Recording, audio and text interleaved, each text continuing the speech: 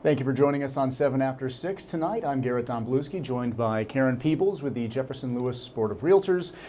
Karen, I'll start with the state of the housing market here in the North Country. How would you describe it right now? It's been kind of a bizarre year.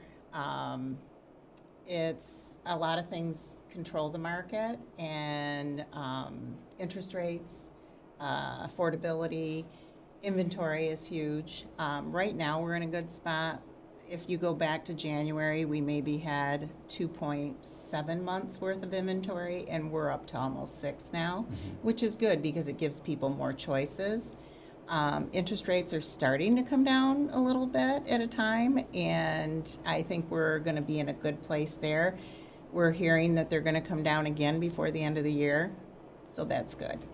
When you talk about inventory, what does that mean for folks at home who might not understand the sort of how that breaks down? What does 2.5 months to 6 months of inventory look like?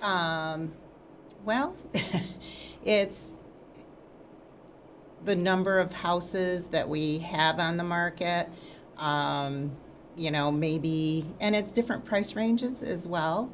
So right now, things that are higher end seem to be going quicker than maybe the median price, which is around $225 right now. And then you have your lower end, and those kind of seem to be sitting right now as well. But a lot has affects our market, like the shutdown, the government shutdown. Like I said, it's been kind of a bizarre year. This is the first year I've seen so many deals fall apart and houses be put back on the market. And a lot of that is, a prime example of one is that a gal put an offer on a house. My listing, another realtor had the buyer, and she gets her mail, and she gets a letter in the mail, and her student loans are out of forbearance. Her student loan payments were going to be $2,000 a month. That's more than what it would have been for her to buy this house. So she's not buying anything. Yeah. So things like that affect our market. And I have to imagine that with, people being off work because of the government shutdown, or as you said, student loan forbearance, all these sort of fluctuating things in the market, inflation in general, cost of living, is it a sort of a broad spectrum of reasons that these things are happening? Yes. Yep. It's not any one thing in particular. Like you said, with the government shutdown, we, of course, have Fort Drum, so we have a lot of military buyers. Probably 85% of my business is military, and several deals fell apart because they didn't know what was going to happen, so you can't get them into a home. I have actually a deal right now where it's a civilian employee out at Fort Drum. He's working, he didn't get furloughed, but he's probably going to get laid off shortly, so he's not going to be buying. How does that affect, in the long term, the housing market or buying and selling locally? Because it is, it feels like it's a relatively short-term thing, a month or so, month and a half of the shutdown. Sure. But what are the ripple effects of that over the course of 6 months or a year? Houses are on the market longer. And sometimes people are like, well, why is that house on the market so long? Well, there's a lot of contributing factors. Layoffs and government shutdowns and student loans, interest rates. So maybe that house is on the market a little bit longer, but it's kind of cyclical, and new stuff comes on every day. So we were just talking before we went live about the increasing cost for homes. You said maybe 8% or so over the last year for the Jefferson County, Lewis County area averaged. How does that affect the market? Is it slow down people buying? What does that do? Yeah, a little bit. But there's, maybe like when interest rates were 2% and 3%, maybe you could afford a $350,000 home. Well, now that they're at 6%, okay, so maybe now a $250,000 home. And that's okay because they're out there. It's just you have to adjust your budget based on the interest rates and stuff. But there's still a lot of homes out there for purchase. speaking of interest rates, or and particularly length of mortgages, 30-year mortgage has basically been the standard for Sure. decades. A couple of weeks ago, President Trump floated the idea of a 50-year mortgage. It doesn't seem like it might be a serious idea yet, but it's something that has been now, entered into the discussion. Is that a realistic thing, or how would that break down people's ability to buy homes, and is that a smart decision for people? Right. Honestly, I think I would need to know more about it. Like you said, it's so new and it's just kind of thrown out there. I have a lot of questions about it as well, so I can't really make an informed decision yet because I don't know what it's going to look like. It's like, it's a 50-year mortgage. Well, what is that going to look like? What's the interest rate going to be on a 50-year mortgage? Yes, okay, I'm going to do a 50-year instead of a 30-year, but holy smokes, what's my interest rate going to be? Because typically, for a 30-year versus a 15-year, 30-year is going to be a higher interest Sure. rate. So for a 50-year, I mean, it's all speculation right now, but it could be Exactly. relatively significantly higher. Right. And is that going to make a difference, that much of a difference between 30 and 50 years in your payment because your interest rate's gone so high? Mm-hmm. So I don't know. We'll see. Yeah. It'll be interesting. It is interesting. But in terms of affordability, I think the idea behind it would be that it maybe lowers the barrier of entry for certain people who might not have as high of an income. I mean, it's personal finances. That's a very individual Sure. decision that needs to be made. But do you think that that is a reasonable idea behind maybe instilling something like that? Honestly, I have other ideas. Our state association has other ideas to make homes more affordable.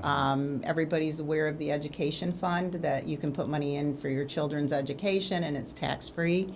I would love to see something like that to help these people that really want to buy a home but are just kind of not quite there yet. Because in New York State, I mean, we have the highest closing costs. And this would help people, and a lot of it is they can't buy a home because they can't afford the closing costs. So something like that, I think, might be a better solution. I'm not 100% sure. Like I said, I would need to know so much more about this 50-year mortgage and what it would do for a buyer. For that idea you just mentioned, what's been the discussion around that? Is there lobbying for Yep. the state Yes. legislature to Yes. look at that? Yeah. We go once a year to Albany and lobby our legislators and stuff. And we've, I'm not sure how many years now, at least 3 years we've been lobbying for this type of program. So we get noticed. I mean, it really makes a difference when we go, and we're very fortunate in our area. Our legislators are very, very supportive of the realtor issues and homeowner issues. So, how important is making home buying more affordable? I mean, obviously that's your line of work, so Sure. you're going to have a certain set of views on it, but why is it important to lower the barrier for getting more people into buying a home? I think it gives people a sense of purpose. It gives them, I mean, it's a home. It's your home. People take pride in that. And I think that, I mean, and let's not, I'm not crazy in thinking that not everybody should be a homeowner, because some people just aren't meant to be homeowners as far as taking care of the home, keeping up the home. But there's just so many people that I think really, really want to be in a home, but just can't quite get there. And I think it's good for the family, and it's good for just everybody. I think it spurs the economy, because when buying a home, well, geez, we're going to need new furniture. We might need to paint. So it's kind of a trickle down, and it affects everybody else too, like your paint stores and your Lowe's and stuff like that, because people are going to buy things. Well, I need to fix up this house a little bit. So I think if we can get people into homes, it's going to help our local economy as well. In terms of where people are buying right now or looking to buy, is there a hot market for where people want to be buying homes? No, I think we have a really nice mix. I mean, we really do. Not everybody that works at Fort Drum wants to live that close to where they work, so they might buy out a little bit. Sometimes people want to be in a certain school district. Say they've been renting in a certain school district and now they're ready to buy. Well, they don't want to pull their kids out of that school district, so they'll look in that school district. And sometimes it's a little hard with the popular school districts because not a lot comes up for sale. So sometimes you have to wait, and that's okay because they're renting, they have a home. But so that plays a factor at times, depending on where they want to be. Sometimes it depends on where somebody works. Say somebody works in Syracuse, but somebody works in Watertown in a family. So they might want to be in the middle somewhere, Pulaski, Sandy Creek, Lacona, Adams. So there's a lot of factors when people are choosing a school. School district, a home, jobs. When it comes to say the river or the lake area, is there still that drive for people to be looking to buy for short-term rentals? Is that still a large part of what people are doing? Not a lot anymore. I mean, we still have people that do them, but there are folks that have had their places for years, and they're, they just rent them out the weeks they're not there. hands. No, not a lot. No, no. Also, when it comes to, especially after the pandemic, 2021, I think a lot of people were moving up from New York City looking to buy in the area. Is that still something that's been going on, or is that kind of phased out? That's kind of phased out. How long has it been since that was the big thing? So 22? Okay, so it's maybe? Been 2-3 years now. So that was really kind of a flash in the pan moment. Yeah, absolutely. Yep, absolutely. In terms of, we've talked a lot about current events, but what about the, trade war with Canada? Has that made any difference? Do we see fewer people from Canada looking to buy here, or was that never really a large portion of buyers? I haven't seen it in my business. Maybe some of the folks up on the river may have seen it a little bit, but I haven't heard any rumblings. I'm pretty involved with the association and stuff, and I haven't heard a lot of grumbling that, they're not buying. I know a few folks have sold, but other than that, I think it's kind of status quo. Yeah. We talked a little bit about mortgage rates. Do you see those continuing to come down a little bit? Because they're not directly tied with the Fed's interest rate, but there's a correlation of the way it balances out. Yeah. They've signaled they might cut cut the key interest rate again this year. Do you see that having an effect on interest rates coming down? Because like you said, 4 years ago they were 3% maybe, and now they're maybe 6.5%. Yeah, and I don't think in my lifetime I'm ever going to see a 3% again. But I think our chief economist with NYSAR, Lawrence Young, he's like, I think we're going to see it come down to like 5.5. He goes, if we could get there, 5.5, 5.85 and stuff, and 6. To me, that's normal. We were at that for years before all this 3% and 4% stuff happened, and we were very busy. So I think if we get back to those numbers, I think we're going to be great. I think it's going to be a great market. I think good things are coming. Yeah. Well, one thing that I've seen is that recently there's been a trend of people, waiving certain things like the inspection, pre-purchase inspection and that kind of thing to, I don't know if it's to lower the price or to get around some of the added costs of homeownership. Is that a wise thing to do, or why are people doing that? For a lot of reasons. Back during the COVID time when we were swamped, people were doing it to make their offer the best it could be. And so they started waiving the home inspection, like, okay, well, we're not doing a home inspection. And the sellers are like, oh, yay, they're not doing a home inspection. Let's pick them. And sometimes it wouldn't even be the highest offer.